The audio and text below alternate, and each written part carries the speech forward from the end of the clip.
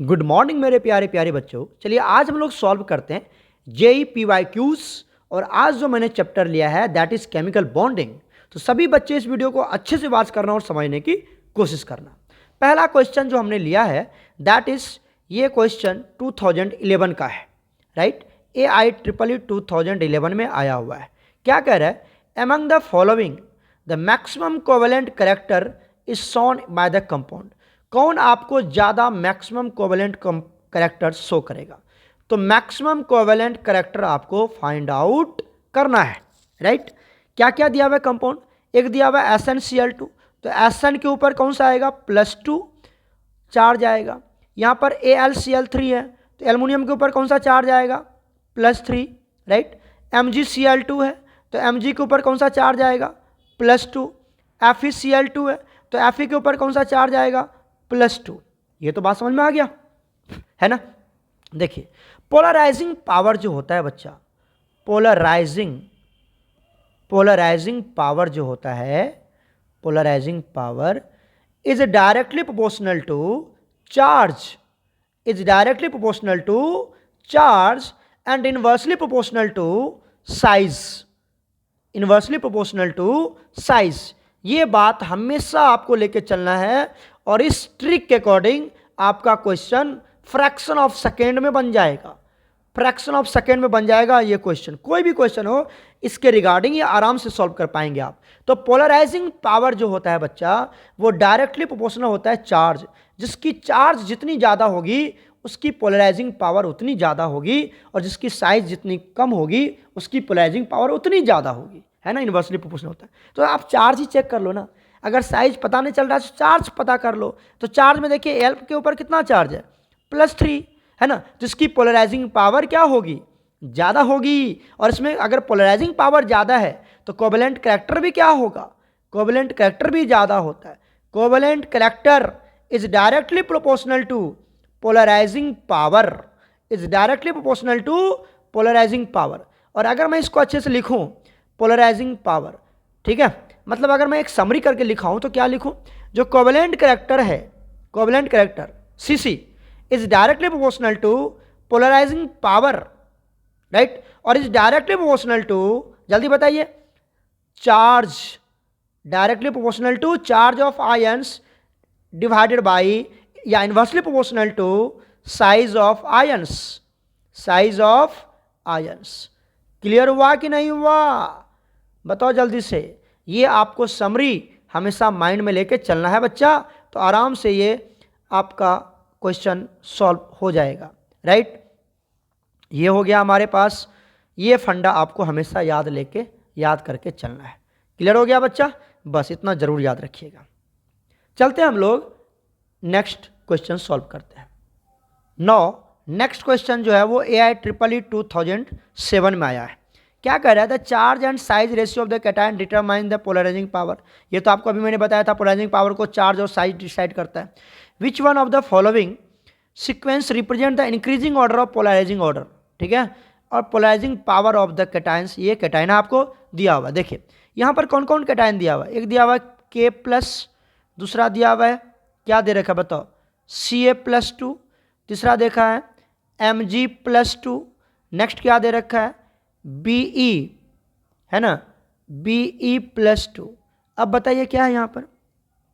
थोड़ा सा इसको अरेंज कर लेते हैं यहाँ से, है ना, K+। अब देखो जब आप तो इसको चेक करेंगे तो ये जो आपको मिला हुआ है ये जो है इसमें ये वाला जो है ग्रुप 1 के हैं, ग्रुप 1, और ये जो है किसका? ये ग्रुप 2 के एलिमेंट्स है, ग्रुप 2 के एलिमेंट्स है कि नहीं? ये बताओ। तो जैसे आप इधर मूव करोगे साइज क्या होता है बच्चा? साइज डिक्रीज करता है। अरे बच्चा जब आप पीरियोडिक टेबल में लेफ्ट टू राइट मूव करते हैं, लेफ्ट टू राइट जब आप मूव करोगे साइज क्या होता है? डिक्रीज होता है।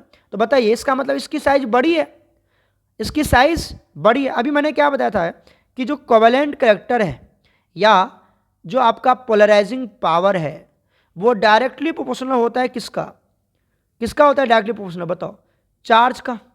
किसका होता है? चार्ज। और इनवर्सली प्रोपोर्शनल टू साइज। यहां पर चार्ज में देखेंगे तो तो आपको क्या दिख रहा है, इस सब पे बराबर ही चार्ज है, +2 +2 +2। तो आप तो यहाँ से डिसाइड नहीं कर पाओगे। तो हमारे पास फंडा क्या बचता है, साइज का यूज कर लेते हैं हम, साइज। अब आप बताइए, जब आप लेफ्ट टू राइट मूव कर रहे हैं तो साइज डिक्रीज कर रहा है, मतलब पोटासियम की साइज बड़ी है, पोटासियम की साइज बड़ी है। जब साइज बड़ी होगी, साइज बड़ी होगी तो पोलराइजिंग पावर, साइज बड़ी तो पोलराइजिंग पावर कम, पोलराइजिंग पावर कम हो जाएगा। तो सबसे कम पोलराइजिंग पावर किसकी होगी, पोटासियम की होगी ना। पोटासियम देख लो, पोटासियम कहाँ पर है सबसे कम, देखो देखो ये तो मिल गया, देखो यहाँ पर पोटासियम सबसे कम है। तो option number B is absolutely correct. कितने में बन गया, आपको चेक करने की कोई जरूरत ही नहीं है, एक ऑप्शन फंडा यूज करो, सारा क्वेश्चन तुम्हारा आराम से बन जाएगा बच्चा, आराम से बन जाएगा, राइट। तो option number B is absolutely correct. कितना देर लगा बनाने में, you can do your self also. Okay, चलते हैं हम लोग नेक्स्ट क्वेश्चन पर। नेक्स्ट क्वेश्चन देखिए, AIEEE 2005 में आया हुआ है ना। ये क्या कर रहा है, ध्यान से देखिए, कह रहा है lattice energy of an ionic compounds depends upon. Lattice energy जो है वो किस पे डिपेंड करता है, तो देखिए मैं आपको लिखवाता हूँ यहाँ पर, लैटिस एनर्जी को कैसे डिफाइन भी किया जाता है। यहाँ पर लैटिस एनर्जी को अपन क्या करते हैं, डिफाइन कर लेते हैं, राइट। क्लियर है, ध्यान से सुनना, लैटिस एनर्जी को हम कैसे डिफाइन करते हैं। ऐसे तो अलग बात है कि एक मोल टूटने में जो एनर्जी रिलीज होगा या एक मोल को बनने के लिए जो एनर्जी दिया जाएगा उसको लैटिस एनर्जी बोलते हैं। इस क्वेश्चन को सॉल्व करने के लिए आपको ये फंडा यूज करना पड़ेगा लैटिस एनर्जी का। Lattice energy, it is the electrostatic force of attraction, it is the electrostatic force of attraction, force of attraction. अरे बच्चा, लैटिस एनर्जी कहाँ बनेगा, आयोनिक कंपाउंड बनता है, लैटिस कहाँ बनता है, आयोनिक कंपाउंड में। और आयोनिक कंपाउंड में क्या होगा, कैटायंस और एनायंस का फोर्स ऑफ अट्रैक्शन। जब आपको चार्ज के बीच में अट्रैक्शन फोर्स या रिपल्सन फोर्स कैलकुलेट करते हैं तो उसको बोला जाता है इलेक्ट्रोस्टैटिक फोर्स, राइट। 12th में पढ़ने के लिए सब। तो बिटवीन कैटायंस एंड एनायंस कहाँ पर लगता है ये, बिटवीन कैटायंस एंड एनायंस। तो आप ऐसे भी डिफाइन कर सकते हो लैटिस एनर्जी को, lattice energy is the force of attraction which is applied between cations and anions. Clear हो गया। तो बताइए लैटिस एनर्जी को अपन किस तरह से डिनोट कर सकते हैं, लैटिस एनर्जी को रिप्रेजेंट कैसे करेंगे आप। तो लैटिस एनर्जी,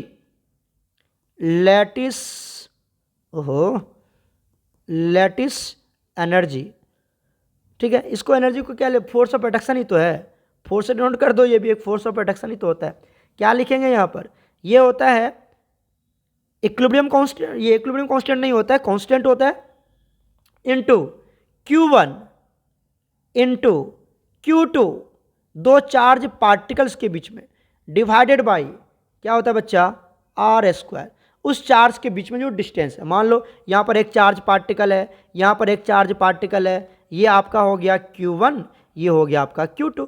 इसके बीच का डिस्टेंस कितना है, इसका बीच का डिस्टेंस, ये दो चार्ज पार्टिकल के बीच का डिस्टेंस R है, ठीक है। तो इसके बीच में कितना फोर्स ऑफ अट्रैक्शन लग रहा होगा, फोर्स ऑफ रिपल्सन या फोर्स ऑफ अट्रैक्शन।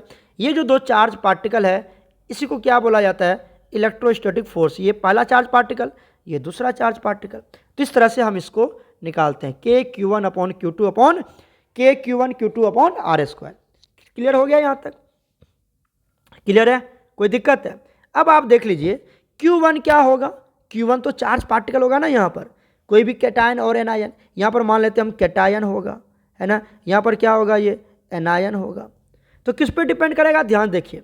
सबसे पहली बात, चार्ज ऑन आयंस ओनली, नहीं, डिस्टेंस पे भी डिपेंड करता है। किस पे डिपेंड करता है, डिस्टेंस पे भी डिपेंड करता है। यहाँ ओनली लगा दिया है तो ये ऑप्शन तो गलत हो गया ना, सिर्फ चार्ज पे डिपेंड नहीं करता है। Size of the ions only, size मतलब आप रेडियस ले सकते हो इस तरह से मान के, तो उस पर भी डिपेंड नहीं करता, सिर्फ उसके चार्ज पे भी डिपेंड करता है, तो ये भी नहीं होगा।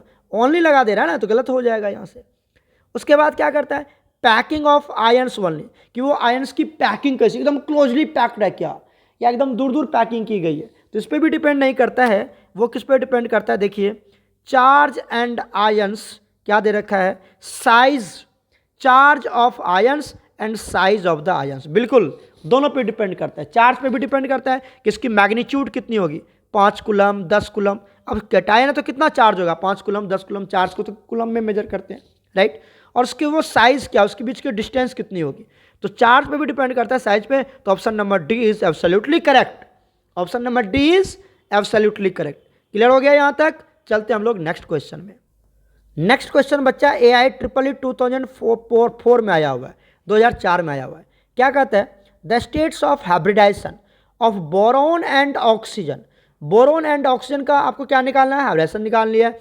इन बोरिक एसिड, बोरिक एसिड का फॉर्मूला दिया रखा है H3BO3 आर रेस्पेक्टिवली। अब बताइए क्या होगा बोरोन एंड ऑक्सीजन का हाइब्रिडाइजेशन। तो बोरिक एसिड आपके पास, तो बोरिक एसिड का फॉर्मूला क्या होता है, देखो यहां तो दिया हुआ है H3BO3, इसका स्ट्रक्चर बना लेते हैं तभी आप पता चल पाएगा। बोरोन, बोरोन के साथ 3 OH जुड़ा रहता है। कितने OH, 3 OH जुड़ा रहता है बच्चा, याद रखना 3 OH। क्लियर है। अब आ जाओ यहां पर, ध्यान दो, यहां पर ऑक्सीजन, ठीक है। नीचे बना लूं क्या थोड़ा सा, तो अच्छे समझ में आएगा आपको। ओहो एक सेकेंड, यहां पे क्या ले लिया हमने, बोरोन ले लिया। बोरोन कितना बॉन्ड बनाता है, 3 बॉन्ड बनाएगा, 3। तो ये बॉन्ड दिखा दिया हमने, ठीक है। 3 वैलेंस इलेक्ट्रॉन होता है ना, तो 3 बॉन्ड बनाएगा। इसके साथ 3 OH लगा रहेगा। क्या लगा रहेगा, OH। यहां पे दे दिया O, यहां पे दे दिया O, यहां पर दे दिया O। क्लियर हो गया। ऑक्सीजन के पास कितना वैलेंस इलेक्ट्रॉन होता है, 6 होता है, आपको पता ही है। कितने वैलेंस इलेक्ट्रॉन, 6 वैलेंस इलेक्ट्रॉन, पता ही है ना, ये तो बहुत बार कर चुके हैं अभी हम लोग। 6 वैलेंस इलेक्ट्रॉन हो जाएगा बच्चा, 6 वैलेंस इलेक्ट्रॉन। कितना, 6 वैलेंस इलेक्ट्रॉन हो जाएगा। समझ में आया। अच्छा अब आइए इसके साथ क्या, अब बोरोन के पास कितना valence electron, hydrogen helium lithium beryllium boron 5 होता है, तो 2 और 3, 3 ही बचेगा। क्लियर हो गया। अब इसके साथ क्या जुड़ा हुआ है, 3 हाइड्रोजन भी तो है, 3 हाइड्रोजन को जोड़ देते हैं। ध्यान देखिए, यहां पर एक हाइड्रोजन को जोड़ दिया, यहां पर भी हाइड्रोजन को जोड़ दिया, यहां पर भी हाइड्रोजन को जोड़ दिया। हाइड्रोजन के पास एक ही इलेक्ट्रॉन्स होते हैं, हाइड्रोजन के पास एक ही इलेक्ट्रॉन्स होता है। तब क्या करेगा, ये इसके बीच में बॉन्ड बना लेगा, ये इसके बीच में बॉन्ड बना लेगा, ठीक है, और ये इसके बीच में बॉन्ड बना लेगा, right. This is the structure of boric acid, this is the structure of boric acid. आपसे किसका पूछ रहा है, बोरोन का हाइब्रिडाइजेशन पूछ रहा है, बोरोन का हाइब्रिडाइजेशन। हाइब्रिडाइजेशन कैसे निकालते हैं, हाइब्रिडाइजेशन निकालते हैं बच्चा, हाइब्रिडाइजेशन, हाइब्रिडाइजेशन इक्वल टू होता है number of sigma bond plus number of lone pair, number of lone pair. इस दोनों को जोड़ दीजिए, ये दे देगा आपको, क्या दे देगा बताइए, हाइब्रिडाइजेशन दे देगा। कितने सिग्मा बॉन्ड है, 1 sigma, 2 sigma, 3 sigma. Single bond मतलब सिग्मा बॉन्ड, तो 3 सिग्मा है। 3 सिग्मा के लिए क्या हो जाएगा बताओ, sp2। 3 सिग्मा के लिए sp2। आ जाओ ऑक्सीजन की बात करते हैं, हमसे पूछ रहा है ऑक्सीजन का भी बताइए, तो ऑक्सीजन की बात करते हैं। ऑक्सीजन में बताइए क्या होगा, ऑक्सीजन में कितने सिग्मा कितने लॉन पेयर, काउंट कर लेते हैं ना सर, काउंट कर लेते हैं। यहाँ पर एक बॉन्ड है तो सिग्मा, यहाँ भी एक बॉन्ड है तो सिग्मा, ये तो ऑक्सीजन का भी है और बोरोन का, दोनों का सिग्मा है। एक लॉन पेयर यहाँ पर, एक लॉन पेयर यहाँ पर, राइट। तो कितने लॉन पेयर हो गए बच्चा, 2 लॉन पेयर हो गए, हो गए ना 2 लॉन पेयर, बोलो जल्दी से, हो गए 2 लॉन पेयर। तो ऑक्सीजन की अगर आपको निकालनी है हाइब्रिडाइजेशन, तो कितना हो गया बताओ, 2 sigma plus 2 lone pair, electron नहीं लॉन पेयर, इलेक्ट्रॉन तो 4 हो जाएंगे लॉन पेयर इलेक्ट्रॉन्स। तो 2 लॉन पेयर 2 सिग्मा, कितना हो गया 4, और 4 के लिए हाइब्रिडेशन क्या होता है sp3। तो ऑक्सीजन की हाइब्रिडेशन क्या होगी sp3। तो चेक कर लीजिए, पहले किसका पूछा है, बोरोन, तो पहले होगा sp2 sp3, sp2 ये नहीं होगा, sp2 sp3, sp2 sp3। Option number D is absolutely correct, sp2 sp3। Clear हो गया, कर लेंगे आप आराम से। चलते हम लोग नेक्स्ट क्वेश्चन पर। नेक्स्ट क्वेश्चन AI 2003 में आया हुआ है। क्या कह रहा है, which one of the following pairs of molecules will have permanent dipole moment. Permanent dipole moment होगा, उसका डायपोल मोमेंट 0 नहीं होगा, ये बोल रहा है वो। फॉर बोथ द मॉलिक्यूल्स, दोनों मॉलिक्यूल्स के लिए आपको चेक करना है, ठीक है। पहला क्या दिया हुआ है देखिए, तो पहला क्या दिया हुआ है, ठीक है। तो सबसे पहले हम क्या करते हैं, NO2 का स्ट्रक्चर चेक कर लेते हैं। NO2 यहाँ पर भी है, NO2 यहाँ पर भी है ना, NO2 यहाँ पर भी है, तो बहुत सारा आपको सॉल्व हो जाएगा यहाँ से। चलिए, नाइट्रोजन, नाइट्रोजन का एटॉमिक नंबर कितना होता है 7, electronic configuration 2 and 5, valence electron 5, तो यहाँ पे 2 रख देते हैं हम लोग, ठीक है, और 2 यहाँ पे रख देते हैं और एक यहाँ पे 5 इलेक्ट्रॉन्स दिखा दिया हमने। उसके बाद कितना ऑक्सीजन है इसके पास, 2 ऑक्सीजन है, तो 2 ऑक्सीजन दिखा देते हैं, एक ऑक्सीजन यहाँ पर और एक ऑक्सीजन यहाँ पर। क्लियर हो गया। अब क्या होता है, ऑक्सीजन के पास 6 वैलेंस इलेक्ट्रॉन होते हैं। कितने वैलेंस इलेक्ट्रॉन, 6 वैलेंस इलेक्ट्रॉन होते हैं इस तरह से, राइट। अब बताइए ये क्या होगा, इसके साथ बॉन्ड बना लेगा, पता है आपको, इस तरह से बेंट स्ट्रक्चर में चला जाएगा, ये थोड़ा सा बेंट स्ट्रक्चर में चला जाता है, ठीक है। और यहाँ पर इसके पास भी 6 होते हैं, इसके पास भी कितने होंगे, 6 होंगे, तो इसके साथ एक ही बॉन्ड में जाएगा। जब एक बॉन्ड में जाएगा तो श्योर है इसके ऊपर क्या आ जाएगा, एक इलेक्ट्रॉन और आएगा, मतलब इसके ऊपर नेगेटिव चार्ज आ जाएगा इस तरह से। ऐसे ही तो होता है NO2 का स्ट्रक्चर। क्लियर है। अब देखिए, अब अगर आप इसकी, मैं अगर सिंपली इसका स्ट्रक्चर बनाऊँ, तो मैंने लुईस डॉट स्ट्रक्चर बनाया, अगर मैं सिंपली स्ट्रक्चर बनाऊँ तो क्या बनाओगे इसका, नाइट्रोजन, यहाँ पर आ गया ऑक्सीजन, यहाँ पर आ गया double bond oxygen, double bond oxygen. Clear हो रहा है, डबल बॉन्ड ऑक्सीजन ये आ गया। क्लियर है ना बच्चा। अब बात करते हैं क्या इसकी डायपोल मोमेंट 0 हो जाएगा, चेक कर लेते हैं डायपोल मोमेंट कितनी होगी इसकी। देख लीजिए, नाइट्रोजन से ज़्यादा इलेक्ट्रोनेगेटिव ऑक्सीजन होता है, तो डायपोल मोमेंट का डायरेक्शन क्या होगा, यहाँ पर इसको मान लेते हैं हम μ1, और इधर जाएगा तो क्या हो जाएगा μ2, है ना। और अगर मैं रिजल्टेंट निकालूं, रिजल्टेंट इधर निकाल लेते हैं, इधर क्या हो जाएगा म्यू रिजल्टेंट, समझ रहे हैं। और इसकी वैल्यू कभी भी 0 नहीं होगा, क्योंकि दोनों का सम आप म्यू जानते हैं, μ1 + μ2 × 2 इस तरह से निकालते हैं अंडर रूट करके, तो ये म्यू रिजल्टेंट निकल जाएगा जिसकी वैल्यू कभी भी 0 नहीं होगी, तो इसकी कुछ ना कुछ तो डायपोल मोमेंट होगी। तो NO2 का तो डायपोल मोमेंट होगा ही होगा। अब बात कर लेते हैं CO2 का। CO2, तो CO2 का स्ट्रक्चर तो आप जानते होंगे, बच्चे से पढ़ते आ रहे हैं, C डबल बॉन्ड O, और यहाँ पर भी C डबल बॉन्ड O, ठीक है, दोनों लीनियर स्ट्रक्चर में चला जाएगा। डायपोल मोमेंट की direction less electronegative to high electronegative elements, इसका हो जाएगा μ1, इसका less electronegative to high electronegative ये μ2, दोनों μ1 ही होगा क्योंकि दोनों तरफ ऑक्सीजन ही है, तो क्या हो जाएगा यहाँ पर μ1 ही हो जाएगा। तो देखिए ये इस डायरेक्शन में है और ये इस डायरेक्शन में है, तो दोनों की नेट कितनी हो जाएगी, 0 हो जाएगी, दोनों कैंसिल आउट के 0 हो जाएगा। तो इसकी तो हो जाएगा डायपोल मोमेंट 0, लेकिन आपसे पूछ रहा है कि परमानेंट होनी चाहिए, 0 नहीं होनी चाहिए, तो ये तो होगा ही नहीं, ये ऑप्शन नहीं होगा, नहीं होगा। अब चेक कर लेते हैं हम, NO2 का तो बना ही लिया कि इसकी डायपोल मोमेंट होगी, हमेशा होगी, कभी 0 नहीं होगी। O3 की बात कर लेते हैं, किसकी बात कर लेते हैं बच्चा, हम O3 की बात कर लेते हैं। तो बताइए O3 का स्ट्रक्चर कैसा होगा, बना लीजिए O3, चेक कर लेते हैं हम लोग। यहाँ पे ले लिया ऑक्सीजन, ठीक है, और ये O3 का स्ट्रक्चर ऐसा ही बनता है। आप इसको टोटल इलेक्ट्रॉन पेयर करके भी आप बना सकते हैं, जो मैंने आपको समझाया हुआ है, बट अभी आप फास्ट में ऐसे समझ लीजिए। ये होता है हमारा O3 का स्ट्रक्चर, O3 का स्ट्रक्चर, ठीक है। अब आइए, ऑक्सीजन के पास यहाँ पर कितना बचता है, 2 इलेक्ट्रॉन बचता है, यहाँ पर 2 लोन पेयर्स बचते हैं, है ना, और इसके पास कितने बचते हैं, 6 लोन पेयर्स बचते हैं, मतलब 3 लोन पेयर्स बचते हैं, राइट।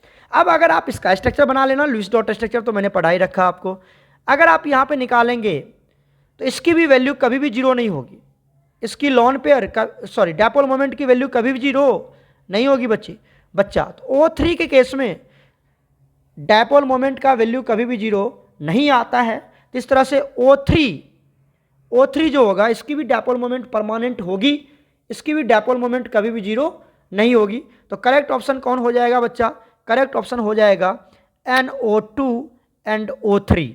अब यहाँ पे देखिए CO2 दे रखा है, श्योर है, इसकी अभी तो निकाल के दिखाया था, इसकी डायपोल मोमेंट 0, NO2 में तो नहीं होता है डायपोल मोमेंट 0, लेकिन SiF4 है। बात कर लेते हैं SiF4 का, बताइए, सिलिकॉन है, 4 फ्लोरीन लगा दो यहाँ पर, सिलिकॉन कार्बन फैमिली मेंबर से है, तो क्या होगा, इसके पास 4 वैलेंस इलेक्ट्रॉन होंगे, सिलिकॉन का 4 वैलेंस इलेक्ट्रॉन दिखा दो यहाँ पर, ठीक है, और ये इस तरह से, इस तरह से, क्लियर हो ना। अब देखो जो डायपोल मोमेंट की डायरेक्शन होती है लेस इलेक्ट्रोनेगेटिव टू किधर, मोर इलेक्ट्रोनेगेटिव, फिर कट के 0 आ जाएगा, कट के क्या हो जाएगा 0, इधर निकाल लो, इसकी भी वैल्यू क्या हो जाएगा 0 हो जाएगा।